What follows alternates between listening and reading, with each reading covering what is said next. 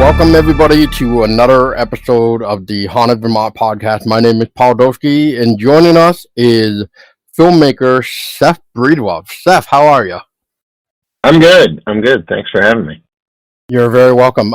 Seth, I know we talked before, like on a different podcast that I had done. I know this is kind of a new one, but for those that aren't familiar with Small Town Monsters, can you just give us like a brief idea of what Small Town Monsters is? Yeah, we're a film production company that makes documentaries about cryptids and various paranormal phenomena around the U.S., including like UFOs and a lot of like urban legends and stuff like that. I think that's the short form version of what we are. No, that sounds good. I mean, not only that, but you also have started, you can correct me, but I know it's like Small Town Monster Publishing or something like to that effect, where you're also putting out books and stuff now. Every week you guys are putting out a new video on your YouTube even. So even if you're not releasing what you kickstarted per se, you are at least going out there creating additional content and releasing it every week, every other day. It's hard to really keep up with your guys' schedules.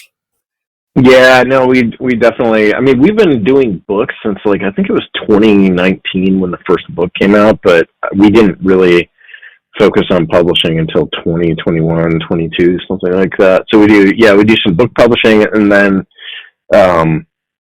we do probably, I don't know, in the neighborhood of 8 hours of YouTube content per month as well. It might be more than that. What am I talking about? No, that's about right. It's usually 2 a week, but right now, I know going into August and September, hopefully by October, we're back to twice a week. But right now, it's kind of like going back and forth. We have an off week usually during the month, but I think during August, we have 2 off weeks. So it's a lot of, not off week, but off midweek, which just means instead of 8, shows, there will probably be more like 6 or 7.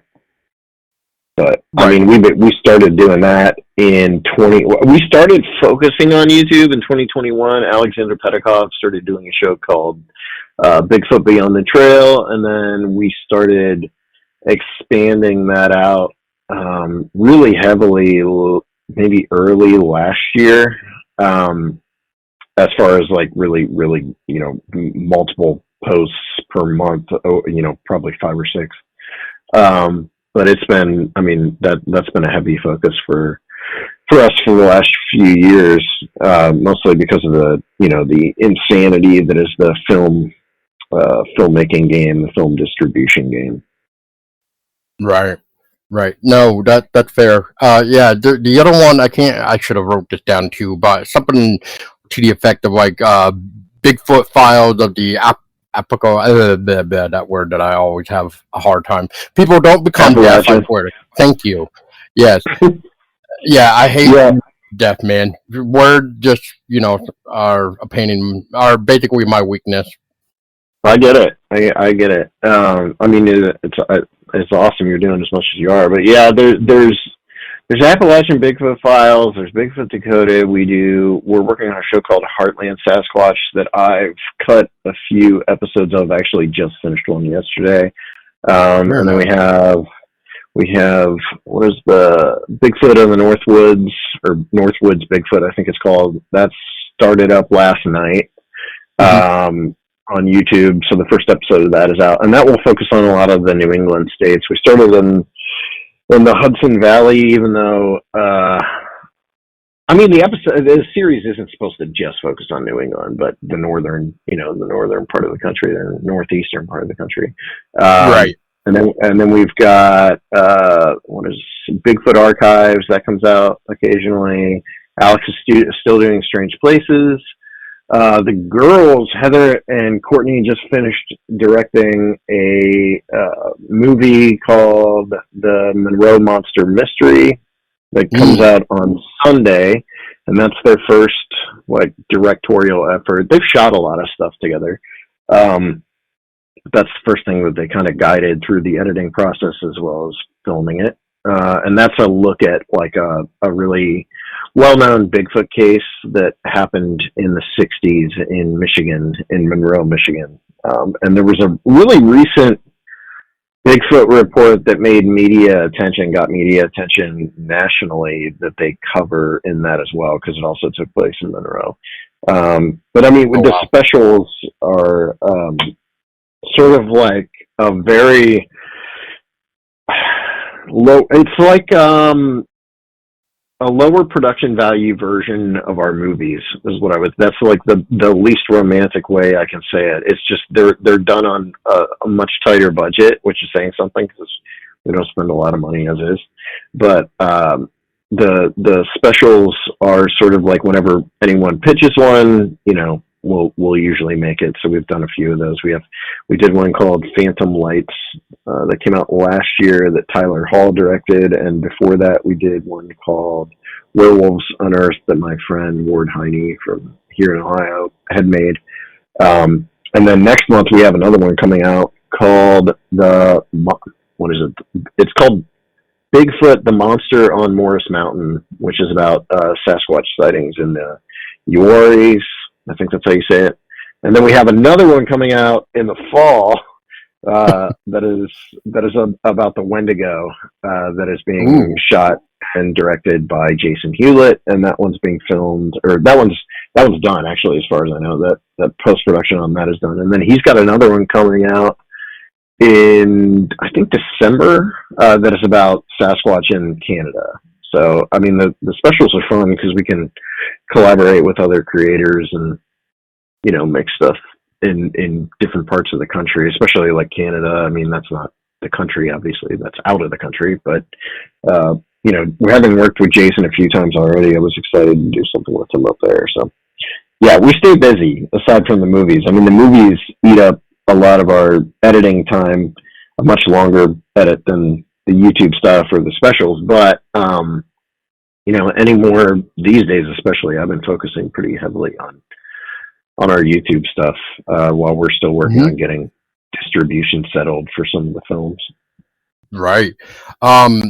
There's a lot to digest here, but one of the titles that you just actually mentioned, I want to kind of comment on, which is the Phantom Lights one, which is obviously, for those that may not know, those are like they're just basically called spook lights. They're just these weird lights that just show up out of nowhere, solid. They're just very bizarre, and I mean, you could almost open up a can of worms with the amount of direction you can go with these type of spook lights. But more on that later. But anyway, I also just want to say, like, you guys actually made a book with Ronald Murphy Jr. called like Lights in the Mist, which I kind of made a comment one time when I saw that you guys had released that Phantom Lights little documentary, that I kind of jokingly was just like, so when are we going to get like a Phantom Lights in the Mist bundle? Because that would be a cool way to promote that as well.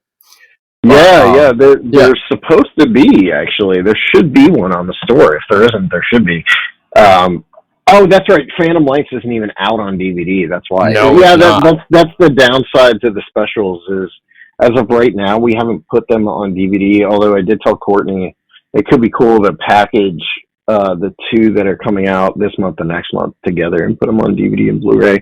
The Bigfoot on Morris Mountain and the Monroe Monster Mystery. I think that could make a fun like box set or something. But yeah, like I said, those specials are I mean, there a lot of work goes into them, but it's done on such a crazy timetable that getting them on DVD, I don't even think any of us had thought about it until the last like few weeks.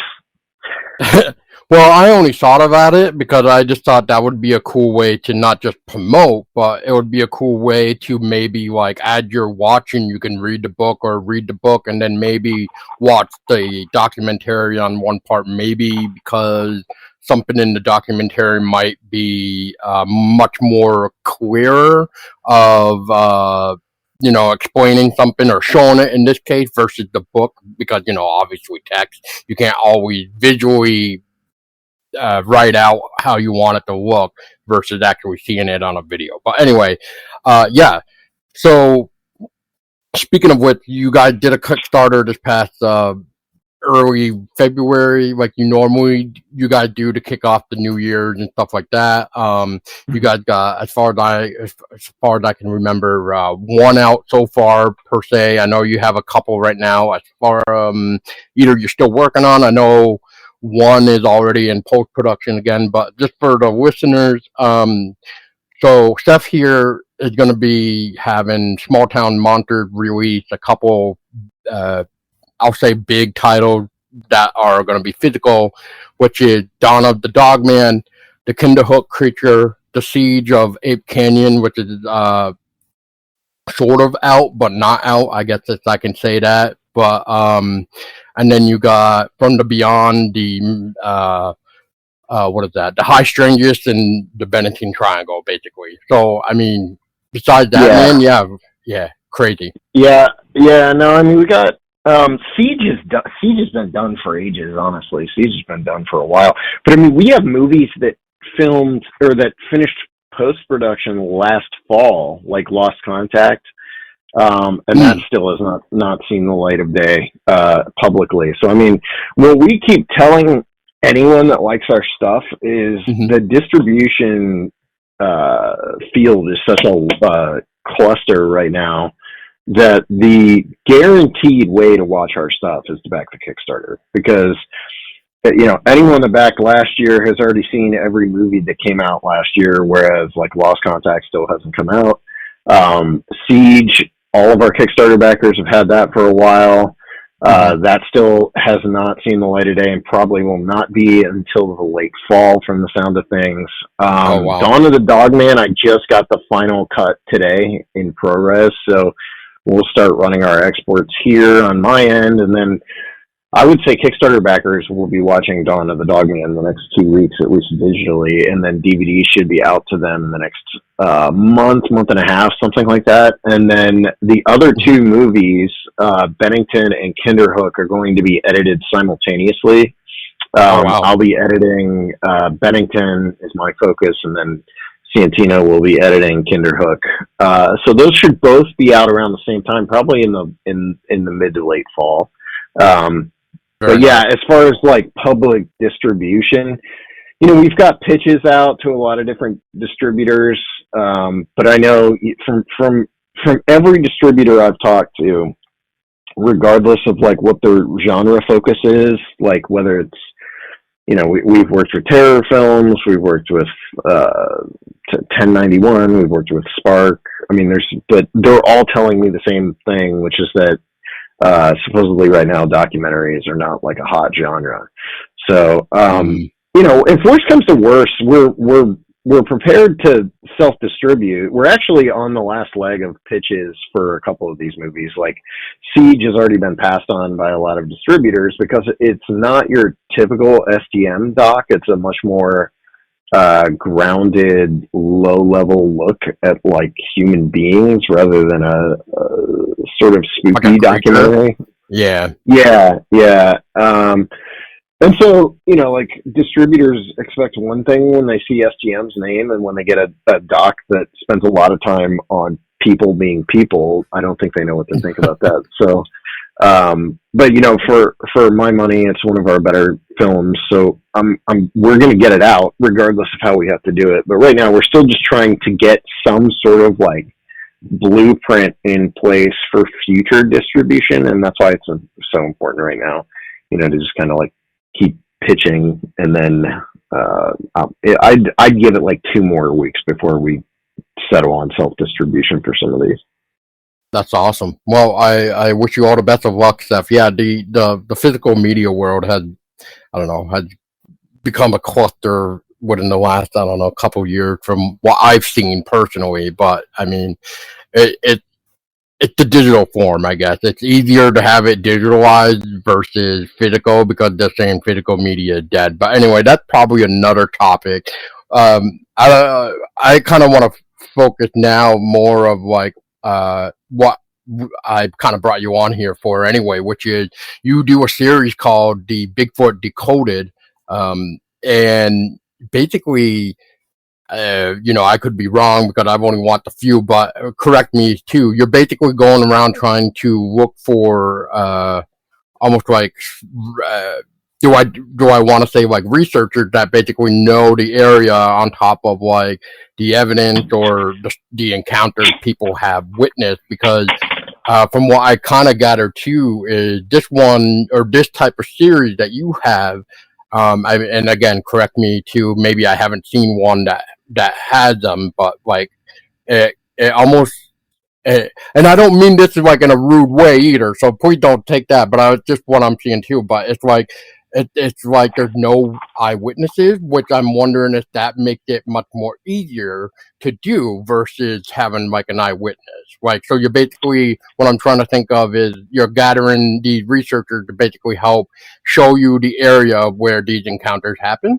Is that the idea?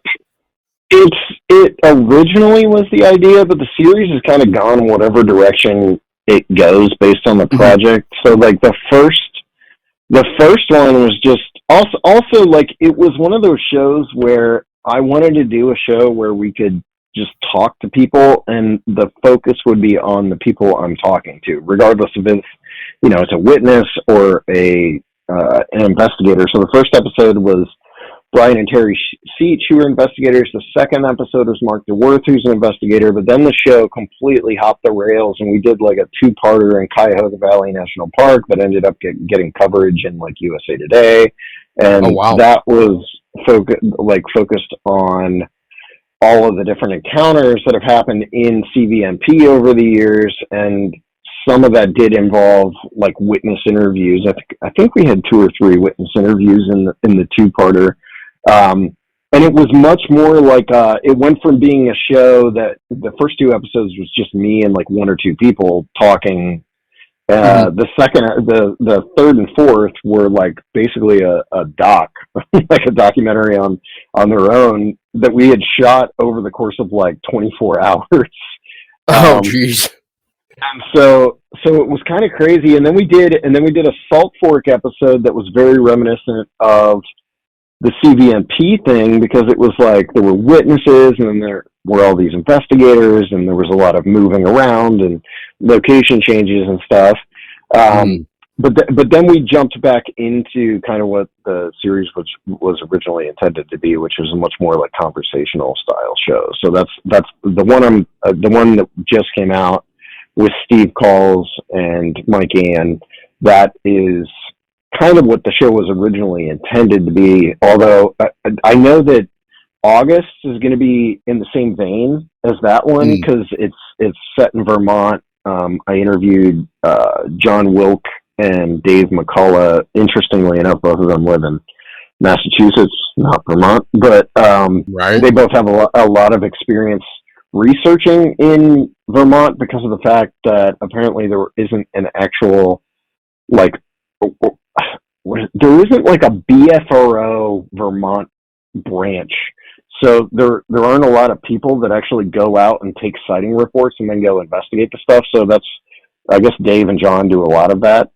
But then after that, it's going to jump back into the complicated style of shoot, because I'm filming something next week down in the Smoky Mountains that is about Bigfoot in the Smokies. It's kind of a soft sequel to my On the Trail of Bigfoot, the Ancients movie.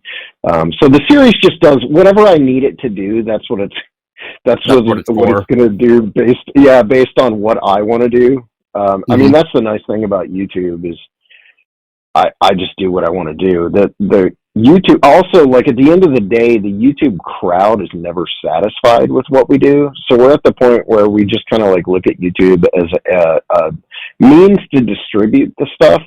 But it's not the be all end all of the content we're producing there. We're always working on getting that stuff other places outside of YouTube, and I think that'll continue to happen. We just inked a deal with we haven't completely inked the deal, but we're working on inking a deal with there's a channel called Alien Nation that you can get on like Roku and all the major like smart TV platforms and stuff. And they're going to have, I don't know, like 140 hours of our stuff on their platform. So amazing. Yeah, YouTube's great. I love the fact that we can distribute there. But we started as STM started with a very specific like bent as far as the type of content we produce and the films we produced and the films we were known for, and it doesn't necessarily always jive with what like YouTube people want. So my focus is always on getting this stuff out to as many people as we can, and also like being able to tell the stories I want to tell. And sometimes that means I go up onto a mountain with two friends of mine and we just talk for an hour, and I edit that into a show. Yeah, kind of like what you did. For the record, for people listening, so the one that we're talking about for the listeners is basically, it's Bigfoot Decoded, but it's also entitled The Law Hunts Bigfoot with Steve Coles and Mike Ann. And you guys kind of started on like Route 4 in Rutland, which from there you can either backtrack to Rutland or you can go to Whitehall. Where are you at in Vermont? I am Rutland. You're in Rutland? Yep. Oh, that's cool. Yeah, you're right there. Yeah, what are we right there? And so basically, you guys went to Birdseye, I want to say. Which you kind of took like a back road, I'm assuming, but because the way that I know of to get to Birdseye is kind of blocked off by a gate with no trespassing is posted kind of thing. But anyway, you guys are going up there, and you are having Steve talk about some encounters. I think Mike kind of comes in every now and then too to kind of either help with the story or even something maybe he has heard. There's some evidence involved too, like something like one of the stories from what I can recall right now is there was like a Bigfoot that walked across this dirt road up and around Birdseye, and basically this lady couldn't believe it. It's, kind of like your typical Bigfoot story. But what's also interesting is, and Seth, this is where you can shine in too, but from where you guys were on the road, how far was it to like the campground area that you guys stayed at? With just for the people too, you guys tried to camp over but didn't really have any success. Oh, you mean, are you talking about when we tried to stay at the campground back in 2021 over in New York? Was that what that is? The one was that the one that you added in with the Law Hunt Bigfoot? Was that the one?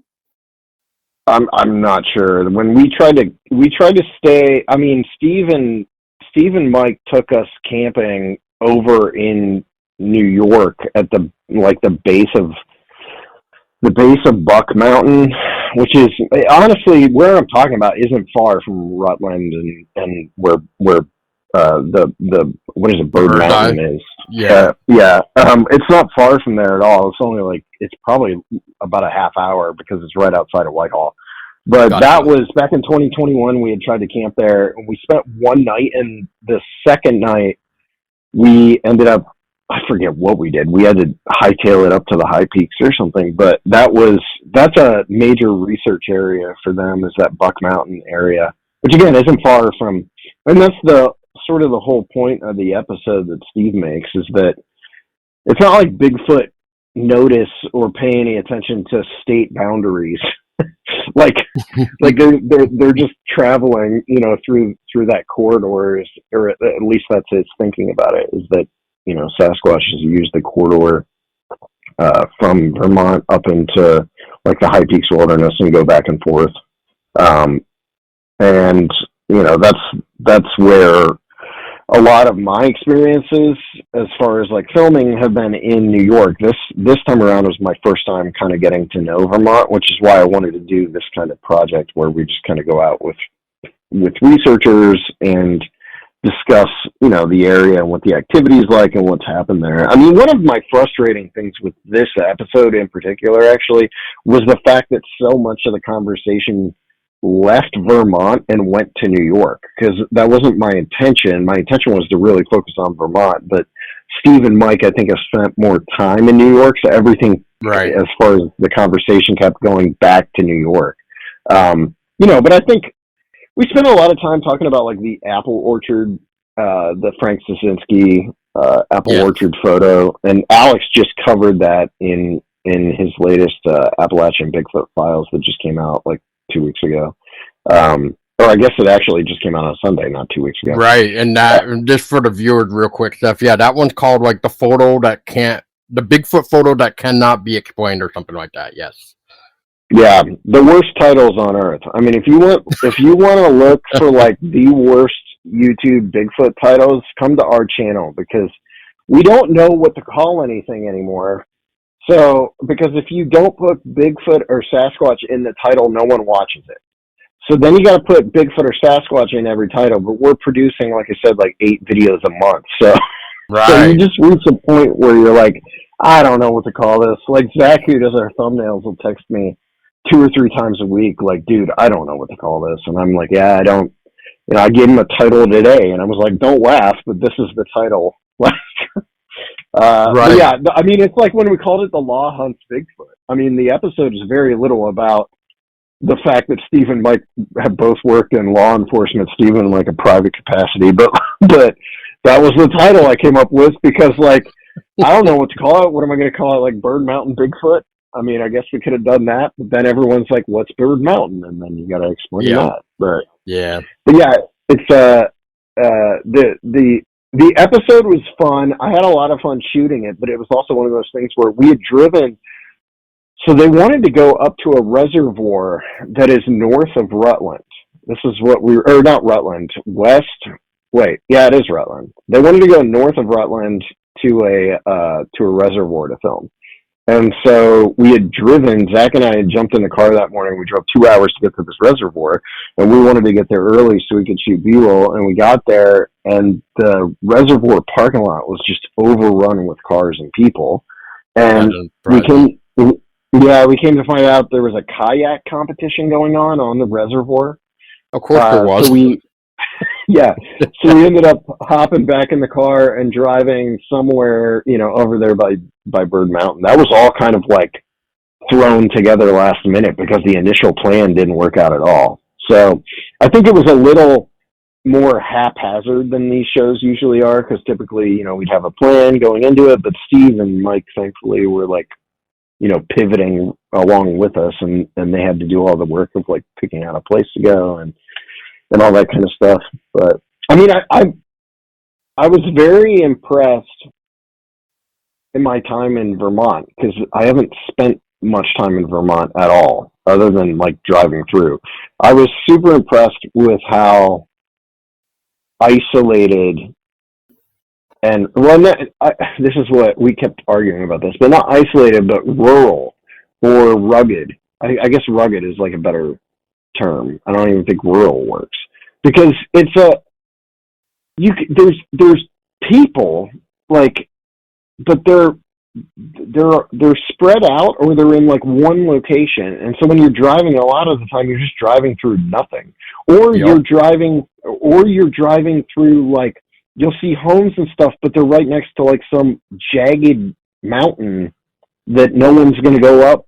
I mean, it's a really interesting state to be in. And it's like one of those places where I left and I kind of just wanted to go back, and experience it a little more. I don't know if that's just from, I spent a ton of time there driving around, and actually getting to see the state, which is nice, because a lot of these shoots I'm conducting interviews, and on this one, it wasn't my job to conduct interviews because we only had Zach and I to shoot B-roll. So we were usually out driving around filming B-roll. Right. So if you don't mind me asking, Seth, real quick, sorry.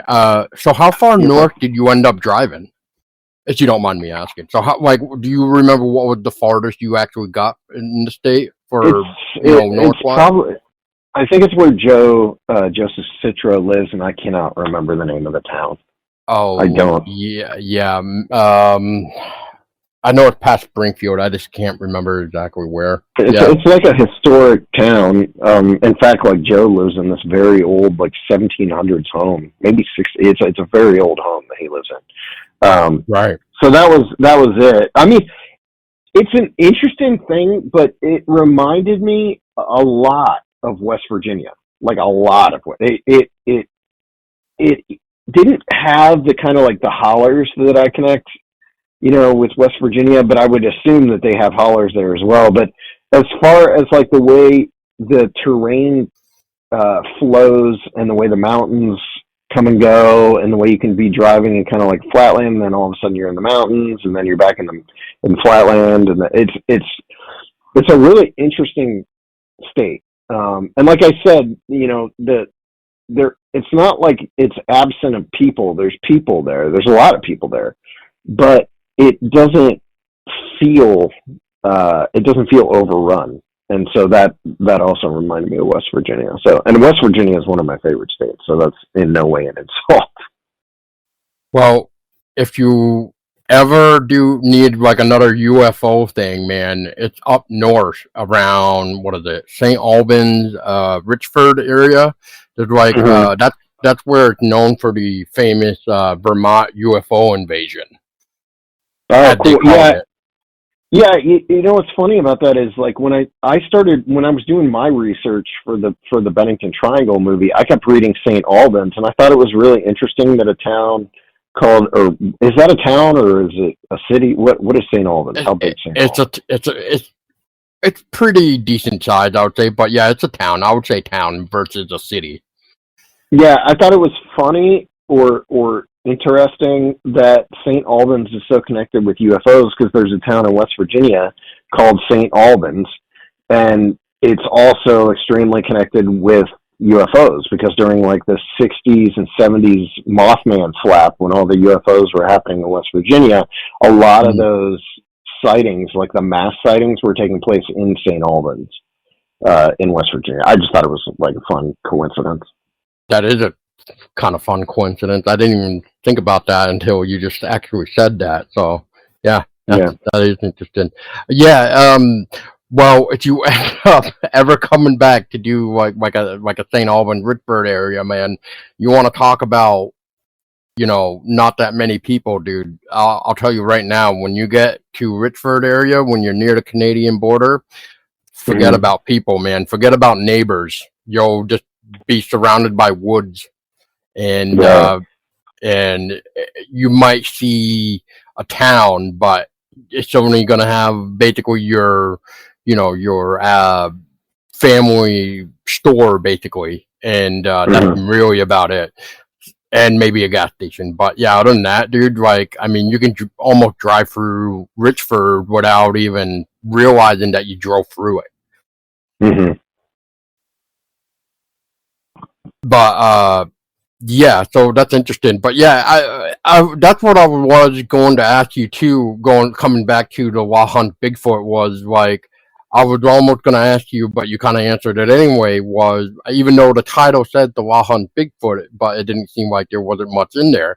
But so I guess like, and as you were saying, you didn't really know what to call it. So, I mean, you kind of did explain like what you would have like to have done with the episode here, but there's something else that you would have liked to do prior, like, I don't know, like maybe if you had a chance to maybe find somebody else per se, or to help you guys out. I guess I'm trying to figure out of like for the episode wise, because I know you said you kind of wish it was a little bit differently, but anyway. Well, I just mean like, because of the nature of the shoot and the way it changed the day of, it just didn't go the way I expected it to. But typically our shoots don't go the way I expect it to.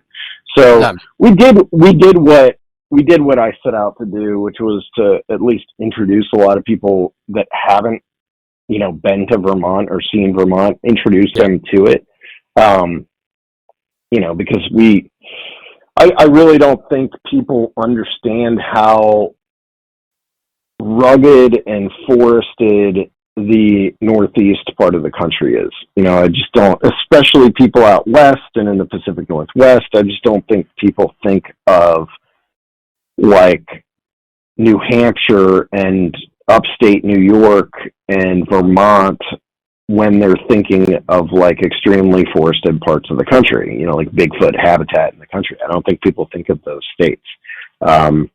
But I would say I've been to very few places in the entire country that are as suited to Bigfoot as like parts of Vermont were, or parts of like the Adirondacks especially are, and definitely parts of like the White Mountains in New Hampshire and things like that. New Hampshire's a little different because I feel like it's got a lot of like tourists, but you know, Vermont and upstate New York especially, really cool spots and sort of that perfect kind of habitat, you know, for an upright primate, which is, you know, one of the focuses of the episode. Right. Yeah. So I guess moving forward, Seth, like what are you trying to, I guess, accomplish with Bigfoot Decoded? What I mean by that is, like, since you have the word decoded, what are you trying to decode, I guess? Oh, just come up with a good title. That was the name, Bigfoot Decoded. Also, so the way I mean, Decoded was originally created as, like I said, just a show that would be sort of like a conversational format show for me to talk about Bigfoot with people from around the country. Decoded was settled on mostly because it just kind of gives me a style to edit for. I don't think there's any kind of like ultimate goal of the show, but I do think if you're someone who's kind of new to the subject and you don't know much about it, it will help introduce you to a lot of different facets of Bigfootery that you might not have been aware of. So maybe in that way, you know, maybe it decodes the subject a little bit for the viewer, in that it lays a lot of information out. I mean, one thing I try to do with every episode, regardless of if it's one person I'm interviewing or 8, is I really try to lay out the history of the place that I'm at, as well as the Bigfoot history of the place I'm at, and then like talk about some of the other key figures, you know, from the area. Right. And so that's what I always try to do with these. I mean, I think typically we hit like 12 to 15 minutes worth of narration in these, so it's pretty heavily narrated. And that's just because, first of all, it's my show, so I can kind of do what I want. Right. But also because I think there's a lot of information that doesn't always get into the interviews, but I think is important to contextualize the interview I'm doing. So, like, if I'm going to interview Steve Calls, I have to talk, you know, and Steve Calls and Mike Ann in Vermont. Then it's important we talk about, you know, like local researchers and things like that, because a lot of people don't realize that Vermont has its own, you know, researcher lore. Like there's figureheads in Vermont just like there are here in Ohio. And so I think that's a big part of what the show tries to do. You know, but like I said, at the end of the day, it's just coming up with a title for something and that suits what my original intention for the show is, which again, with this one, it's just kind of like to introduce a lot of different facets of the Bigfoot topic to an audience that might not know about it. Right, and that's like almost a good segue to almost kind of lean toward the latest one that just got released yesterday, I believe, the Silent Killer Sasquatch, which was about the Hudson Valley in New York and stuff like that, and everything else. So, but even with there, you had researchers where I forget the group name right now, but I think it's like. To me, it sounds like they were all it was like a female Bigfoot group or something like that, which I thought was really, really cool to see. I forget the lady's name right now, but it was something like Bigfoot Researchers of the Hudson Valley or something like that. I think you got it right out of the gate. I'm pretty sure that's that's their actual name. But I didn't. That's an interesting one too, because I wasn't a part of those interviews. Alexander actually interviewed everyone that was, well, Alex did a lot of the bookend and witness interviews, and then Courtney and Heather interviewed the researchers. So I get to experience a lot of this through the edit. But yeah, they're primarily, I think, women. There's at least one or two guys that join them, but they're located in the Hudson Valley, not very far from Kinderhook.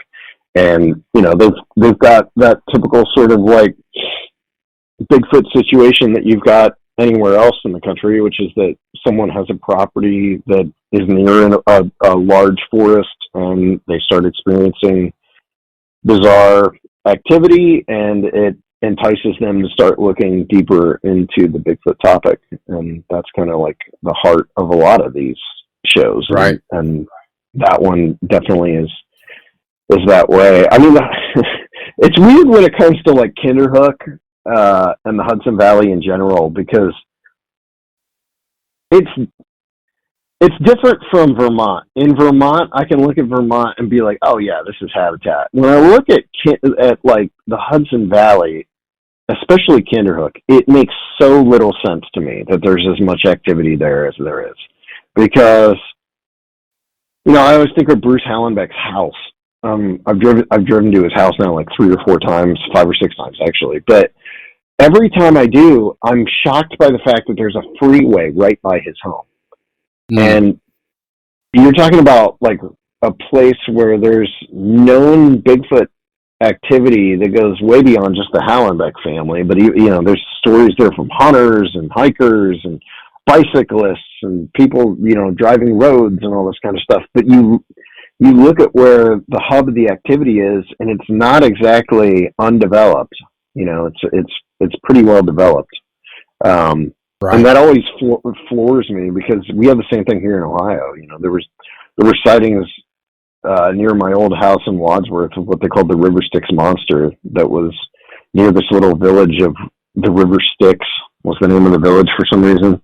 I guess they big Greek mythological fans or something. But they had a series of Bigfoot sightings that started in the 70s and kind of tapered off in the early 2000s when the area started getting developed pretty heavily.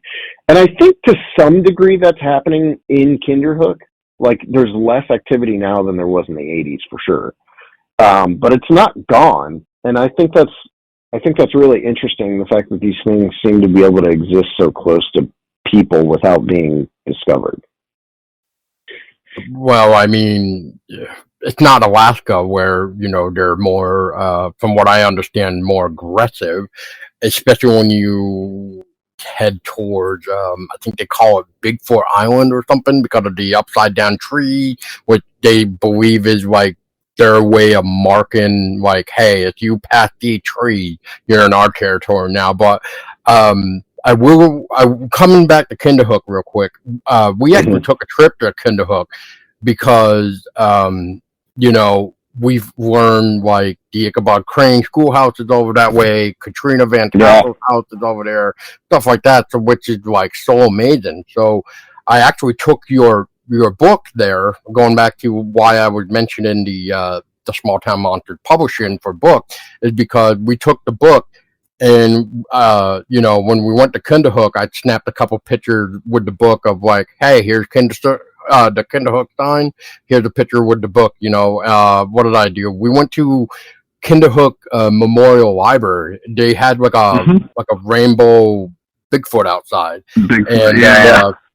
And so what did I do? I took the book out and snapped the picture right there. And you know what? There were the people inside the car right by the side street right there. They probably thought I was weird trying to take a picture, but whatever, dude. I mean, yeah, but that's all right. We made a trip out of it because not only was it cool and fascinating about the Bigfoot Kinderhook, but basically, Ichabod Crane, which I loved growing up to, learning that the guy that inspired Washington Irving is actually buried around Kinderhook. So we went to find his grave and stuff like that because, I have Funko Pop of Ichabod Crane. So when I found his grave, I took a picture of Ichabod Crane next to the grave of the guy that inspired Ichabod Crane, basically. Hmm. Yeah, I'm a Sleepy Hollow dork.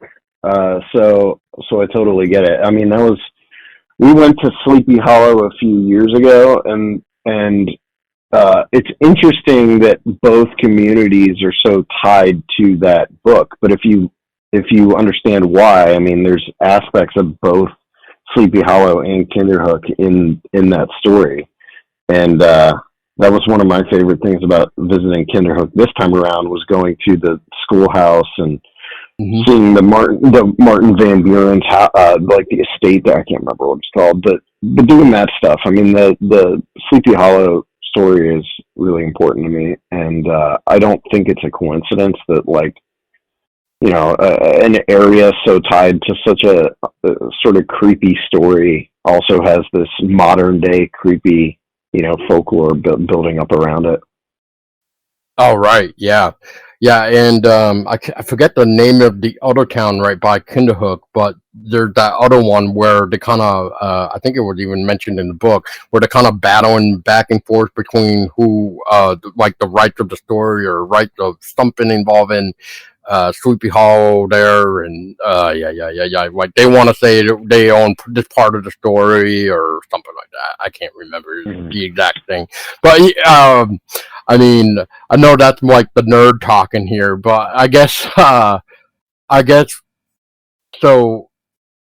Um, when it comes to project stuff, I guess is when you go and set up, I guess for your Kickstarter, maybe this is the way I want to set it up.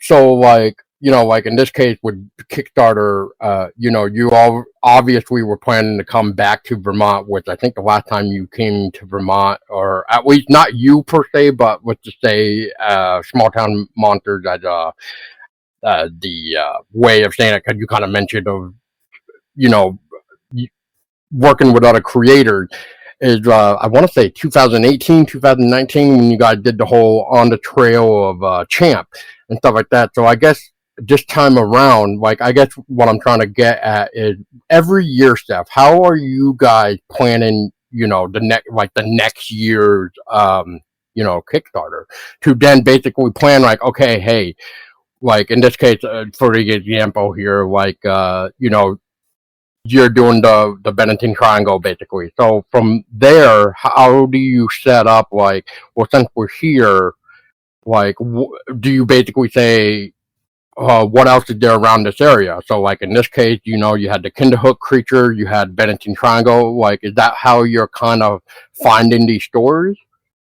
No, I mean, this one was special because, and it was driven as much by like financials as anything. But typically, when we're picking stories, we just for the films, we'll just say, hey, I'll say, hey, Heather, this is the movie I want to make, and then we might try to tack something onto it. So like when we shot Dogman Territory in The Land Between the Lakes, I said, let's go film Dogman Territory.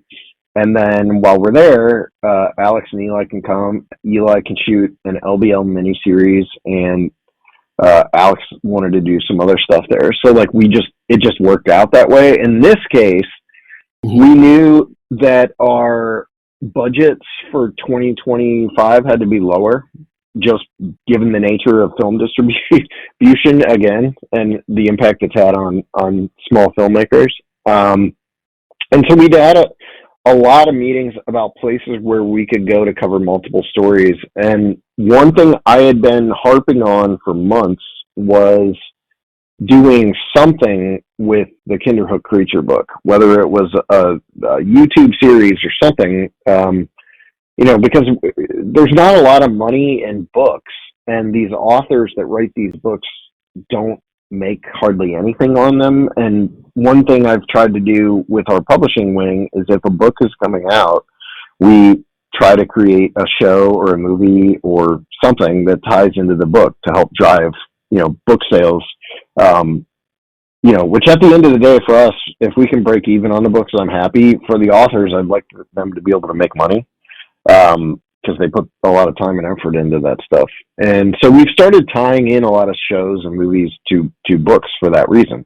And it's not purely financial. It's also kind of like a fun experiment to keep doing that. You know, how can we cover this in film or with a show and do it in a way that's interesting and can also pay tribute to the book that was written beforehand. So all that is to say, I wanted to do Kinderhook all along. Bennington came to me because Steve Bissett and I had multiple conversations involving the Bennington Triangle, and it was not something I was super aware of, but between Steve Bissett and Paul Bartholomew, I'd heard a lot of offhanded comments about the Bennington Triangle, so I wanted to learn more about it. And so those two just kind of melded together easily, you know, where it's like, well, let's do Kinderhook.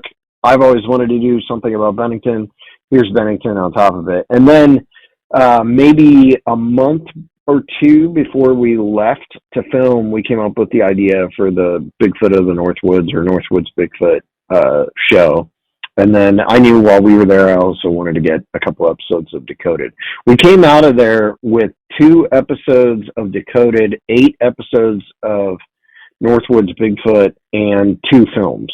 So it's plus, you know, I don't know if Alex shot any BTP or anything there, but there might have been more on top of that. So, I mean, it's a lot of work, and Heather has to do a lot of the run up to it, you know, because it's all research stuff and contacting witnesses and putting people on a schedule and all that kind of stuff to get it all done. But yeah, that was fun. It's just driven by a desire to tell stories that are interesting. And the good thing about Bennington and Kinderhook is I don't think either of them have been covered very much. We've actually probably done as much to cover Kinderhook on film as anyone with On the Trail of Bigfoot, The Journey, and Beast of Whitehall. Both of those made references to Kinderhook. Journey has maybe 12 minutes, 13 minutes of its runtime set in Kinderhook, including like an interview with Bruce and all that kind of stuff. So, it's just, I wanted to do something about Bennington. I'm glad I did because I learned a ton while we were doing it, and I'm sure I'll learn more when I get into the edit. That's the sort of rambling answer of how that all comes together.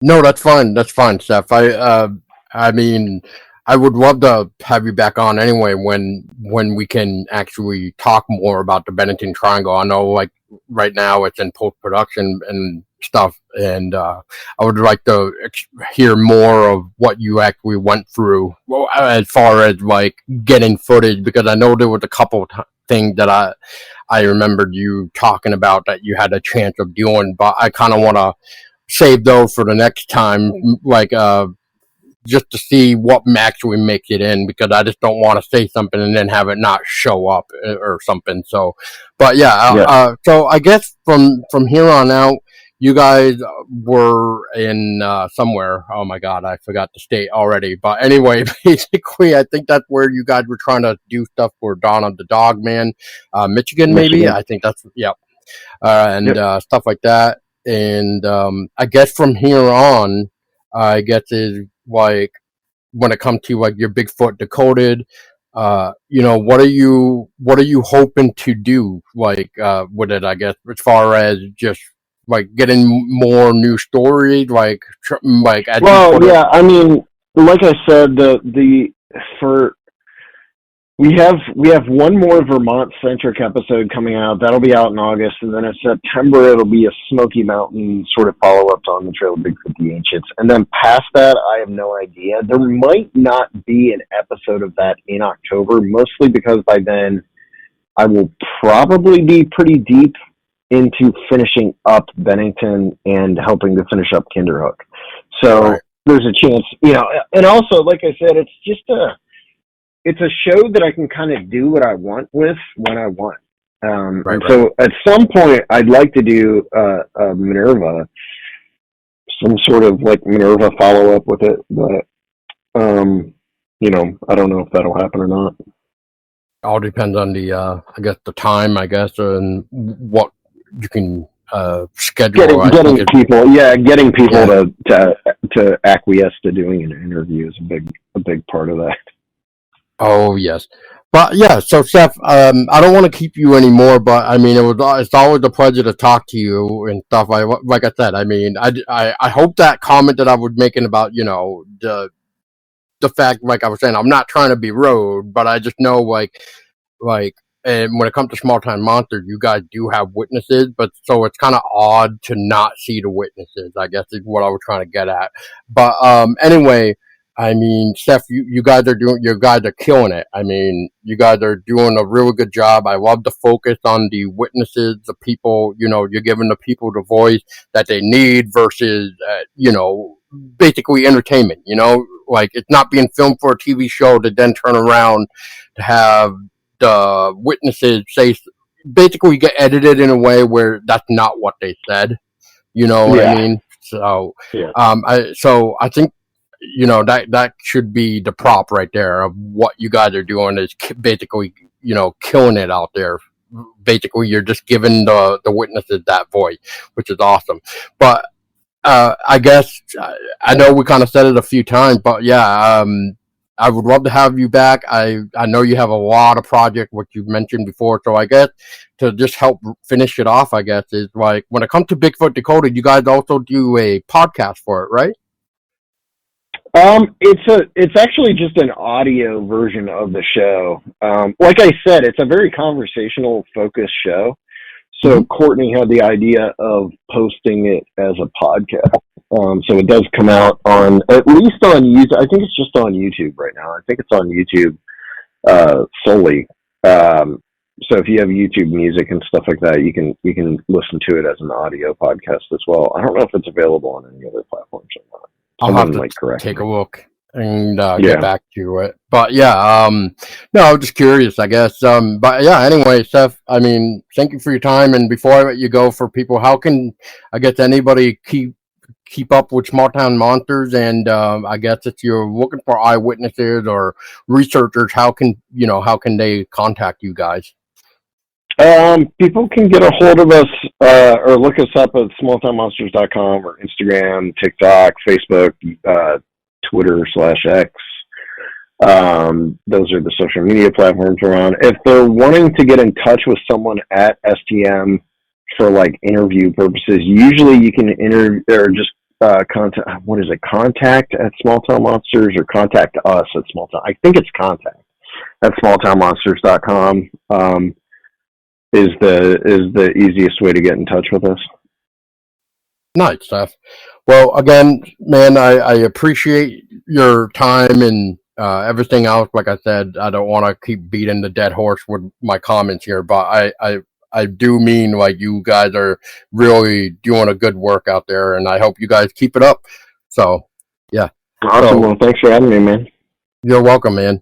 And for everybody else listening, you know the drill. Keep your eyes open because in this case, well, if the Bigfoot walks down in front of you, I mean, I don't know, stay alive, it's just staying aggressive and report back to us because we always want to hear it, and maybe you can land on a future episode with Seth.